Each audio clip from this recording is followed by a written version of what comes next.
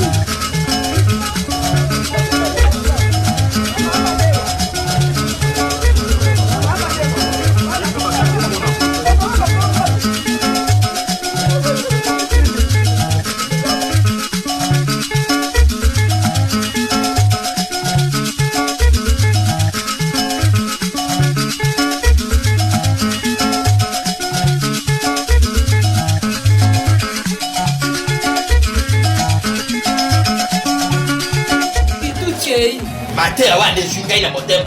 Kana oki motema na nge pete be kunu. Yango ana lo kwa nge bimba lo kwa ndi. Kaka be mabe na sa mala mo ko mabe pe ko futa ka be mabe. Ngumba mato bondela yango papa. Kana ko bondela ti alo baki to tube. Merci. To tube la ngape na to. Ngai na zo tube. Njambe.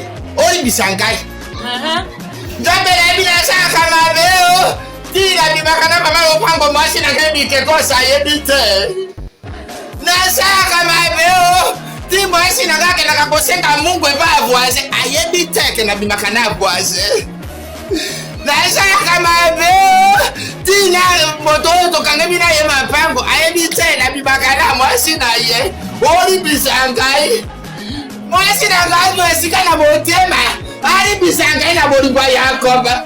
Jabo sari kona se mwasi nanga yebi teo mokuso ya jaya afana kana venia wakena bota na ye mwana nzabe ori bisangai na kobo ya nzabe na lobi amen na sengi bori bisanga kobo na amen oro sotere oyo amen amen amen amen na loba na sako tube panja soko tikine na koka mabele panja o tatanja komba yo ya kaboboto ya kengi yo limbisa kabana ya kasembe yo ya kadise mabanja komba na imwasi mate mwasa ntumba oyo kakabula wayo ndinga injekose na ndakwa ibala na beta mibali mosusu biteko nako kokata kotanga te balekina chomo mwana oyo liboso na botana ndeka mobali na ngai jakumba imbisaka mwana oyo mibale na botana santinere ya ekola bana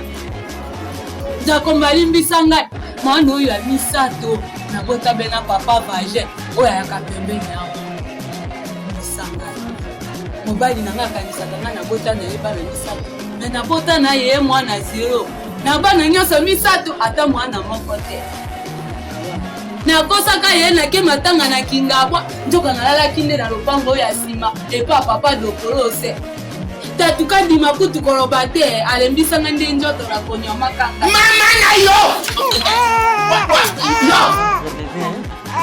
Manza mama iko na chate kwanza. Basi bebe. Manza mtoto wangu basi. Bibi yangu hauzi nisaidia basi kumsa wewe kamate mtoto njoo nimenye mbio mama. Telefone tu njoo na wakili inakuwa kazi bibi yangu. Tunaweza nikamatia lakini mtoto gizi na mimi ndamenya mbio juu tukule. Utakula sasa ngapi mama? Hakuna kosa kazi.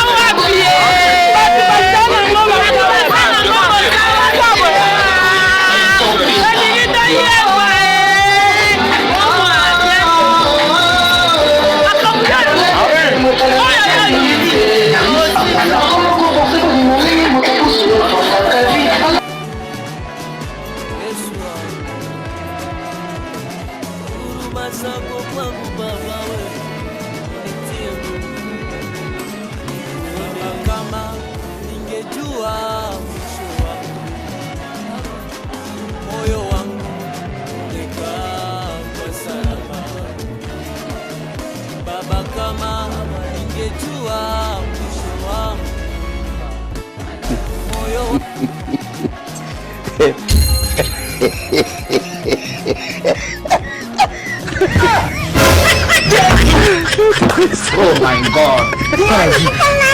Moto ya ina yo. Ato pesi esaki ya mbongo. Conseil nazo pesa bino fungola matoi. Comme quelqu'un ne t'aime pas, moto asepela kana yote. Moto alingi yote azana motema likundu. Boye baka jeune nyonso ozali jeune oleki 25 ans.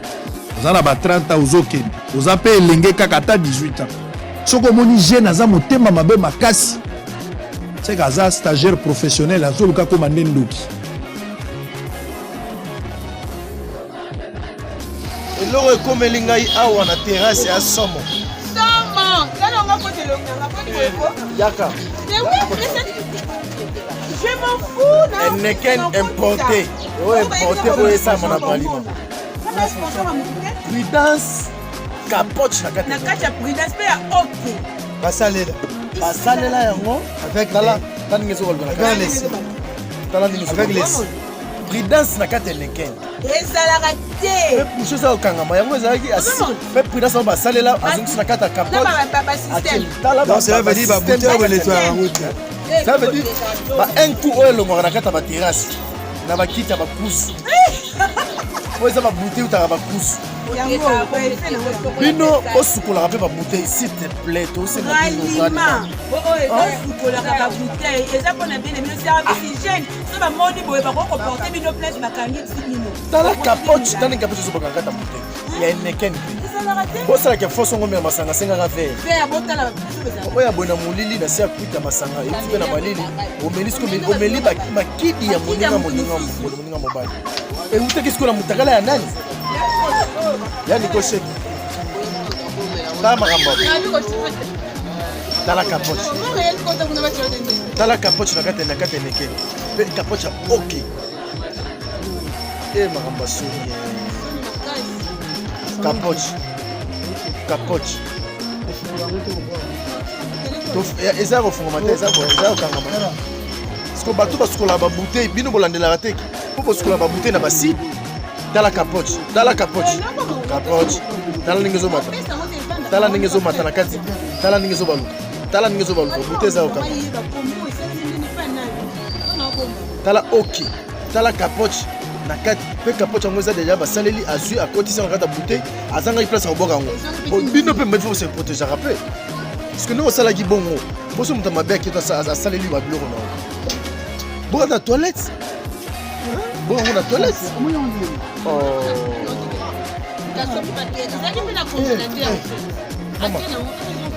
nazongise mama zongiselanga mbongo nanga pardon mpo makambo soni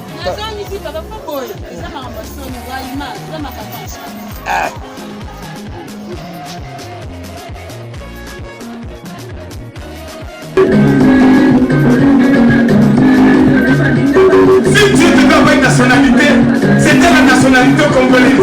Non, Congolais, vous connaissez le travail. Non, Congolais.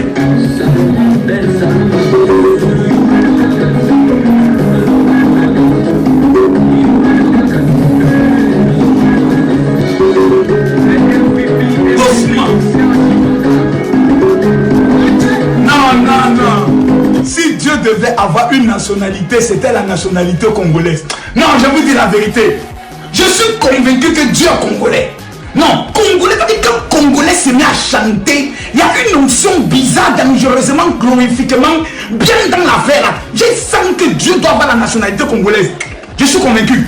Je suis convaincu que le lingala est la langue du ciel. Quand on sera au ciel, je suis convaincu que dans le point d'en parler en langue, t'entends lingala. Malakaka koko. Manza mama iko na chate kwanza. Basi bebe. Manza mtoto wangu basi. Bibi yangu hauzi nisaidia basi kumsa wewe kamata mtoto ndio nimenye mbio mama. Telefone tu ndio na wakili inakuwa kazi bibi yangu. Siwezi nikamatia lakini mtoto gizi na mimi namenya mbio juu tukule. Utakula sasa ngapi mama? Azuna kosa kazi.